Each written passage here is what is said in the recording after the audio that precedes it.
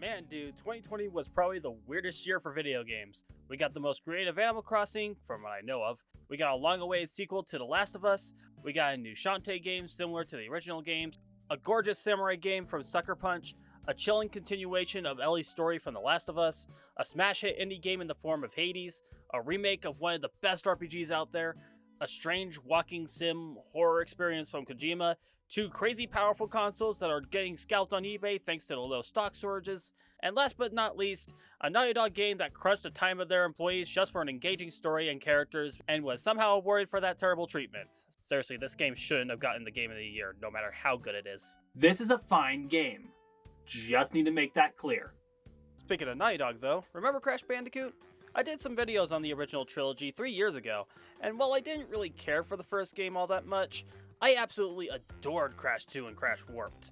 With no nostalgia hampering my opinions, I claim that they became some of my favorite platformers at the time.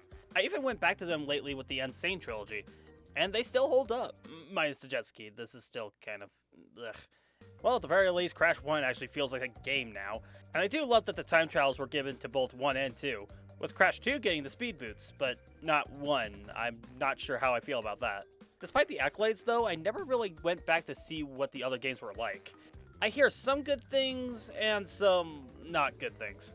And even though I had some prior memories with Twinsanity before playing the trilogy, I never really felt like I needed to give it another go. I was going to talk about Wrath of Cortex for this video as well, but sadly, the Xbox 360 isn't playing nice at the moment, and my original Xbox has been having its own set of issues for years, so we'll get to this game another time. But earlier this year, we got the announcement of Crash Bandicoot 4, which is more so a sequel to the Insane trilogy and not necessarily to the original PlayStation trilogy. I know that sounds weird to say, but it's because of the Insane trilogy that we even got this game in the first place. Plus, from what I heard, Wrath of Cortex wasn't exactly a good follow-up. Maybe the 360 was warning me. Nah, I think it was just dying. After who knows how long since their little incident, Cortex, Entropy, and Ika-Ika have been trying to escape their prison, failing over and over until now, where Ika-Ika finally opens a time portal to their way back and have their chance to take revenge. But leaving the Master Rod, I'm sure there won't be any repercussions. And thanks to the rift, they disturb the nearby reaches of space and time. Well, Entropy disturbs them as he's ready to throw away Cortex, Engine, and Embryo once they all slip up. As a result, Crash, Coco, and Aku-Aku locate the 4 quantum masks to fix up the mess. Lani-Loli is the first one we find, and honestly, he's my favorite. He panics at just about everything aside from the other masks, like Akano, dark matter with a stone-cold face and little words to speak with. Kapuna-Wa, aside from having the most complicated name, is wise with a lot of time in her belt. And Ika-Ika is two-sided, flipping between optimism and pessimism on a dime. If all this wasn't enough, we even meet Tana, who is pulled from another dimension. Gotta say I like this design, better than the generic hot blonde from this dimension. We also get to meet up with my boy Dingodile, and dang, he's gained so much ass mass since we've met him, and even owns his very own restaurant in the bayou, though he gets caught up in the multi-dimensional chaos while dealing with some vandals. Poor dude has to get caught up in this situation. And going back to those huge, luscious visuals, the game is absolutely gorgeous. Definitely the best looking game in the series, even comparing it to the Insane Trilogy and Nitro Field. The artists at Toys for Bob really outdid themselves here, and with their work on Spiral Reignite Trilogy and Skylanders, it's easy to see that they put a lot of care into their animation work. The character designs get a thumbs up for me as well. This really feels like an evolution to Crash and Coco, not like the high-res crap from the other games. And again, the animation really makes Crash look so lively and energetic in the cutscenes. I want to plushie at this guy ASAP. As for the villains, top-notch as well. I love the pure meta spread across Entropy's face. And Cortex, Jin, and Rio show off as much insanity as they did in the past couple of games. And the rating is just super sharp. A lot of these lines really got a kick out of me. Sometimes I think you're my only friend. And then I realize, no, that's right. Oh, Oxide has a wife. Good on him. Funny how they got Nitrous Oxide, the character that Naughty Dog made as a throwaway villain for Crash Team Racing, got some mainline attention. And seeing Entropy and himself from Tana's dimension sharing some sexual tension and grossing everyone out, it's just fantastic. Well, everyone except Dingodile. He and I are just sharing the same sentiment. What gets me is all this detail and particle effects oozing through, and the game doesn't slow down a frame. Though I guess the one drawback to all of this is the long, nearly half-a-minute loading times. Though if you're lucky to grab a PlayStation 5, and I mean lucky, the load times are cut significantly, so I feel like this game is best played with the next gen in mind. Oh man, and that music. I hear a lot of people talk about how it's pretty underwhelming compared to the other games, and while there are some pretty kind of tracks here, this soundtrack can compete with the originals in my opinion. Examples being Off Balance,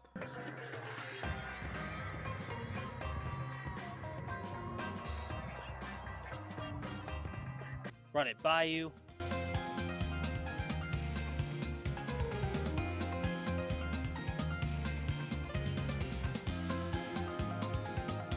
Bears Repeating,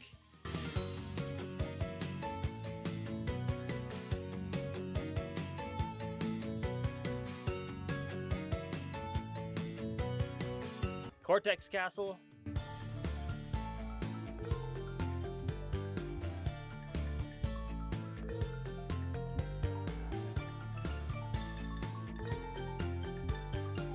and my favorite of the bunch, Out for Launch.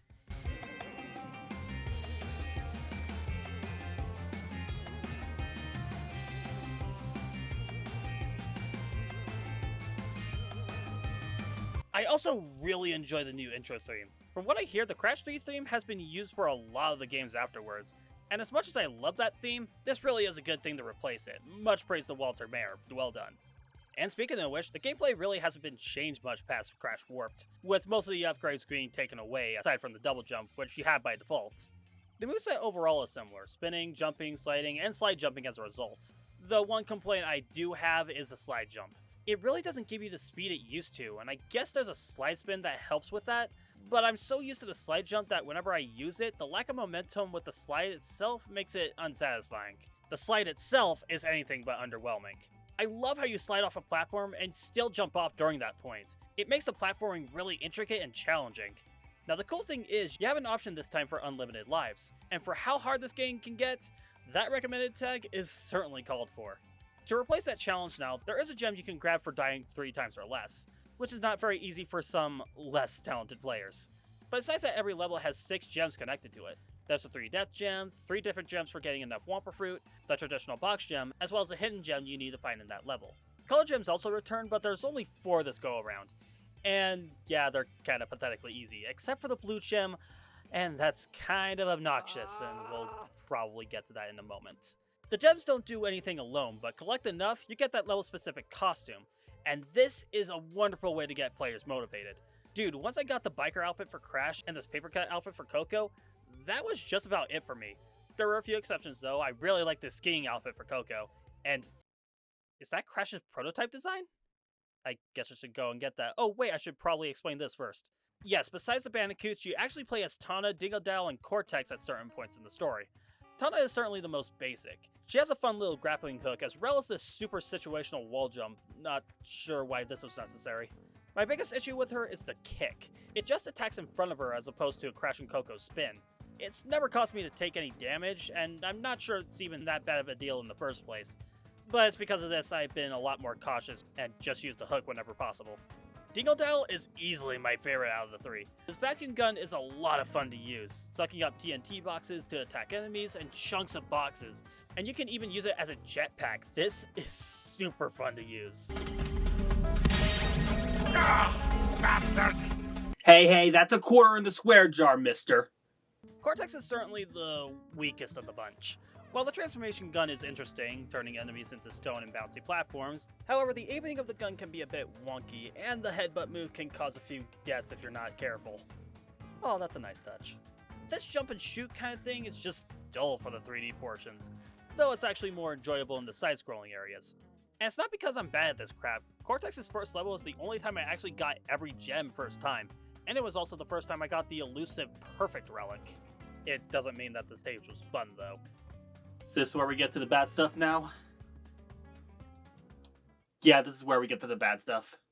I get that Toys for Bob wanted to give the players more bang for their buck, and before I get to the meat of the subject, no, it's not necessary to 100% this game, or in this case, 106%.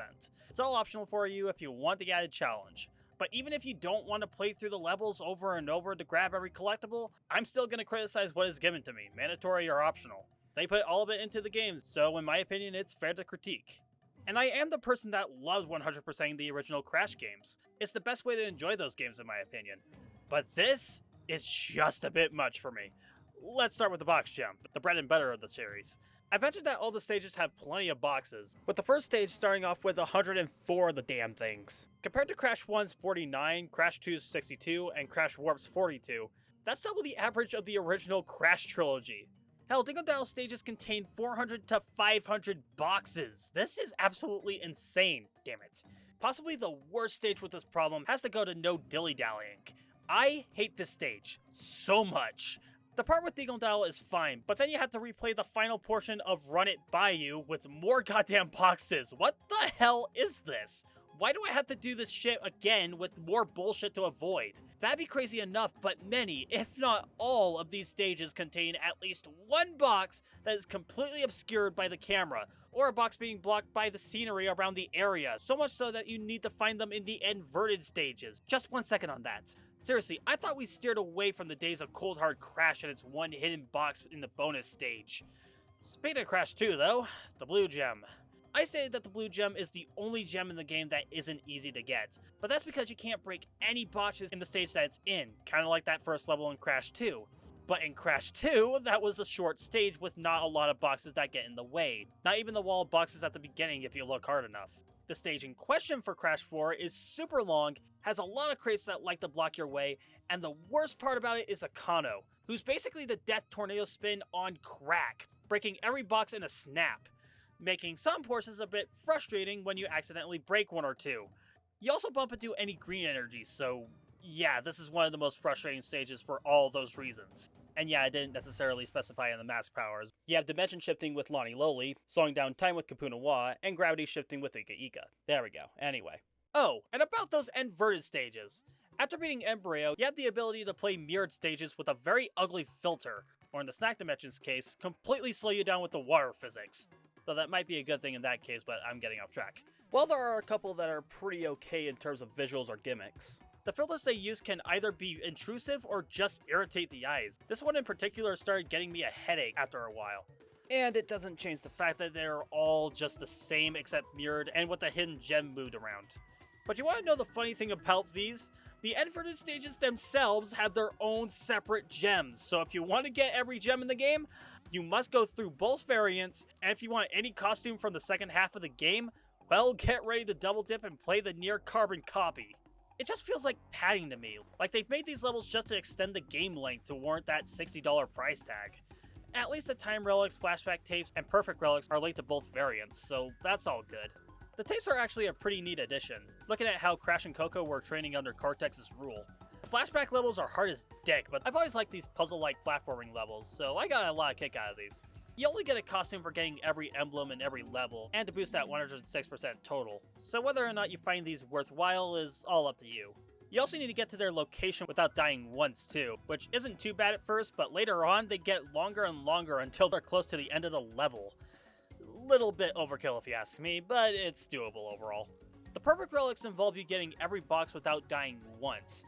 With how many boxes there are and how bad I am at this game, yeah, these are a trip.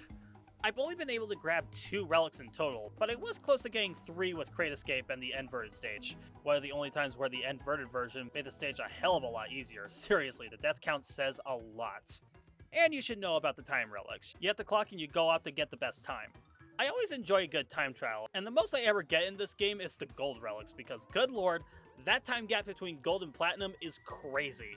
But would you know that they actually made a new relic for some bizarre reason? The Toys for Bob Dev Relics. The platinum relics were always meant to be the purest of bragging rights, but now that the platinum relics are required for 106% this time, they need something else to make you hate yourself.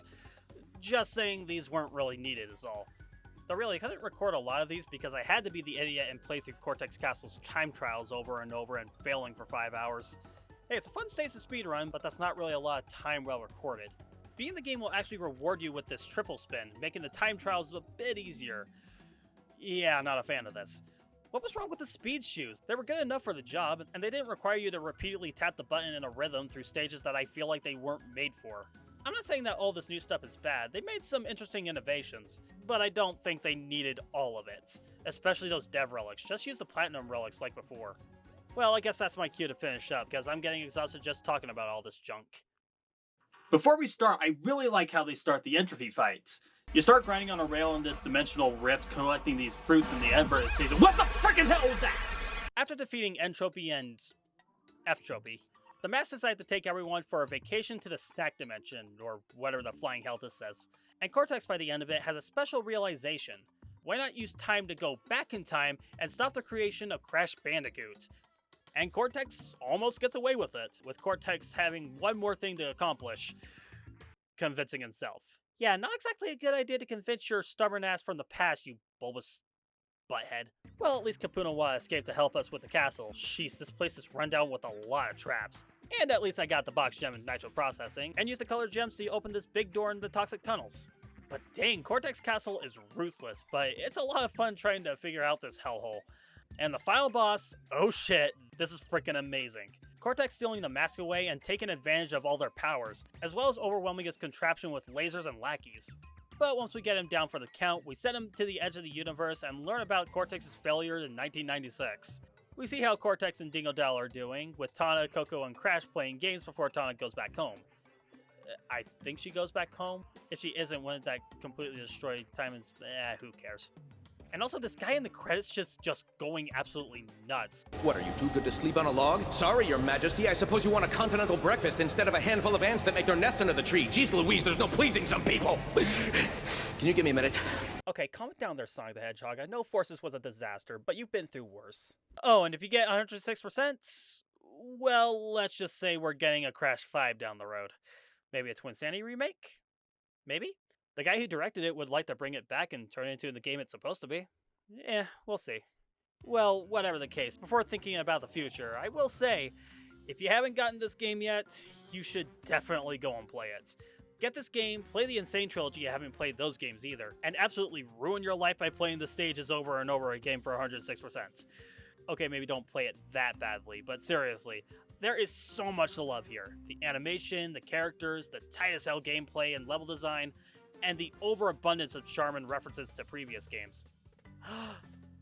It's him. Seriously, at least experience this game for the Mardi Gras stage. It's so good, you guys. And just like I said, get this on the PlayStation 5 for the quicker load times, and if you can't get one, I'm very sorry. Speaking of which, I'm still stuck on Cortex Castle, so I'm going to go right back to torture.